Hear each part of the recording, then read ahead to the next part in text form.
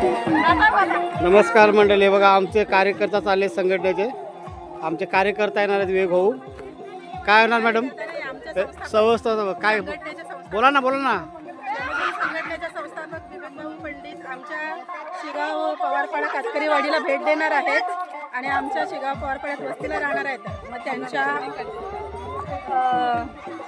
आमच्या गावाला भेट देणार आहेत. त्यासाठी त्यांच्या आपलं जरा स्वागताच्या तयारीसाठी आम्ही रस्त्याची साफसफाई करतो. चला, सर्व महिला मंडळाचा सगळं 26 जानेवारी स्वातंत्र्य दिन मुबारक. चला या, असेच राहा. गावाची प्रगती आपली चालू होत राहू द्या.